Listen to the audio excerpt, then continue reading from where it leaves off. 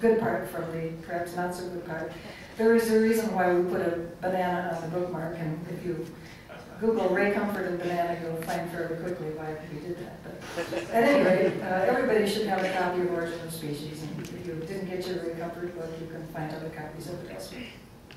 At any rate, you can't understand anti-evolutionism today unless you understand history. So let me give you a very brief history of anti-evolutionism, and that will take us up to Kitzmiller versus Stover.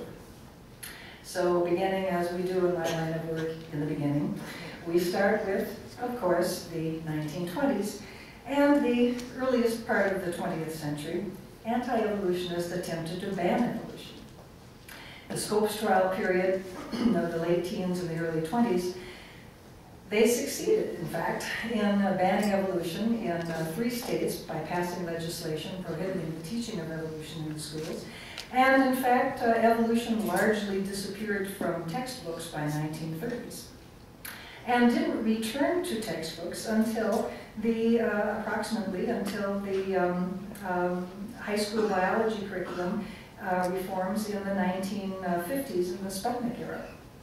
At that time, the National Science Foundation put money into the development of high school science textbooks that were written by master's science teachers and professional scientists. Now, these books were cloned by commercial textbook publishers, and evolution re-entered the high school curriculum. But the state of Arkansas still had anti-evolution laws on its books. High school biology teacher Susan Epperson was chosen to be the plaintiff in what was thought to be a simple state case to get rid of a pesky law that wasn't being enforced anyway. And to everyone's surprise, it went all the way to the Supreme Court when lower courts found for the state. Epperson versus Arkansas was struck down by the Supreme Court, and anti-evolution laws were thus unconstitutional. But by then, a new anti-evolution movement had already begun in response to the return of evolution to the classroom. I bring this up partly because Susan Epperson is a chemistry teacher in your very own state of Colorado. She lives in Colorado Springs, and some of you might have encountered her. Her 2 children, Elaine Epperson is a PhD biologist who, like most biologists, works in evolutionary biology. Her son Mark is a Presbyterian minister. This is clearly a family that has no problems with science and religion.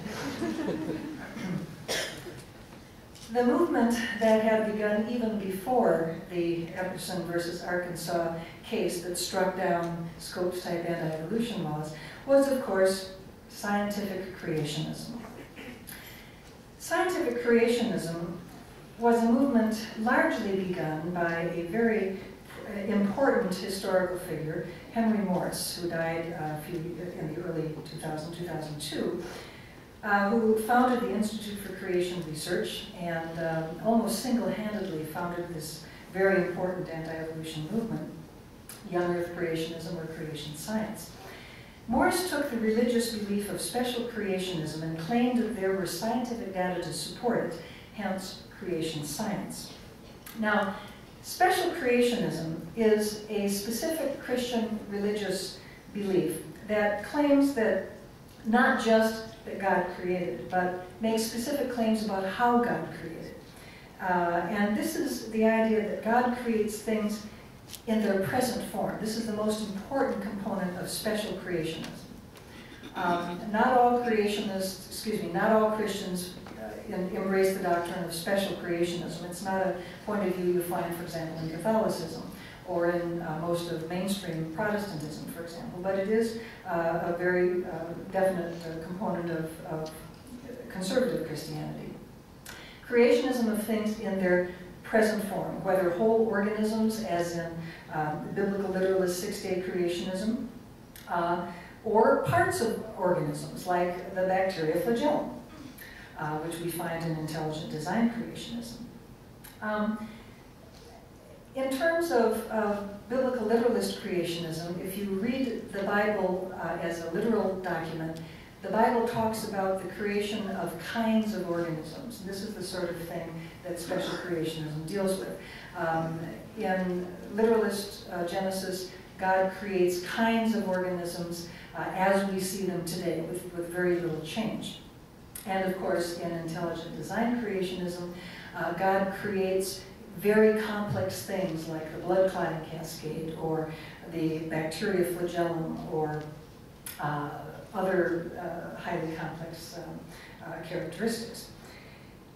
In the case of something like the created kinds, God would create, say, the dog kind or the cat kind, but then there could be evolution within the kind, so that the dog kind, the various kinds of animals would be taken upon the ark, and in creation science, the ark story is a literally true story.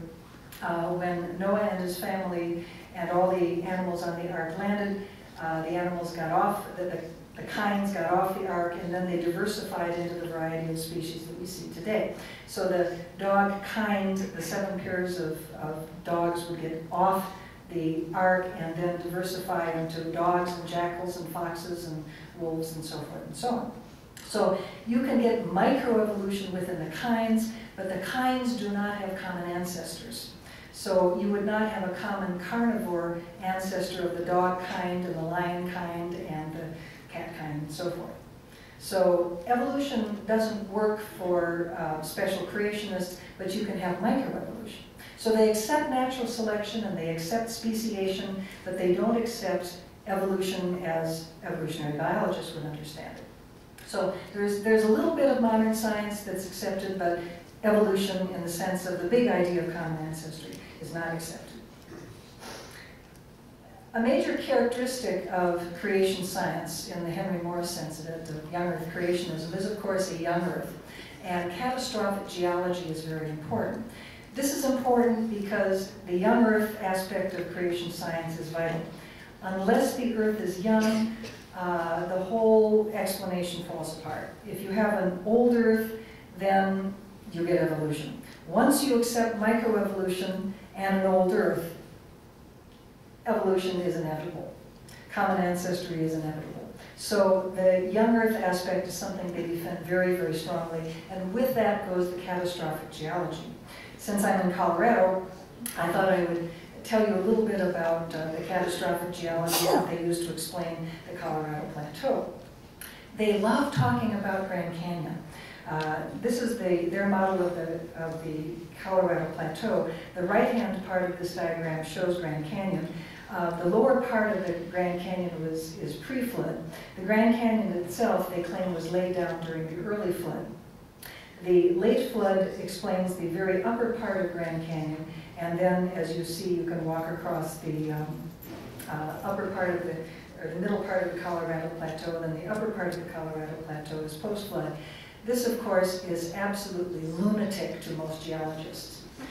The idea that 10,000 feet of geological strata could possibly be laid down in 1 year's time, and then the geological formation that we call Grand Canyon could be cut catastrophically in a period of a week or two simply makes no geological sense whatsoever. But this is necessary in order for there to be a young Earth, which is necessary for them to reject the idea of common ancestry, which is necessary for them to maintain the idea of a biblical literalist perspective. If you look at the content of creation science, the content largely consists of rejecting evolution. They call this the two-model approach. They believe that there are only 2 possibilities, either evolution or special creationism. Therefore, if you can just show that evolution is not true, creationism, special creationism wins by default. So if you look at their literature, it is almost entirely devoted to disproving evolution. There are gaps in the fossil record, therefore evolution is true. The Cambrian explosion cannot be explained by evolution, therefore creation is true. Natural selection is incapable of explaining body plans, therefore evolution is true. The polonium halos in granite cannot be explained by radioisotopic dating. Therefore, creationism is true.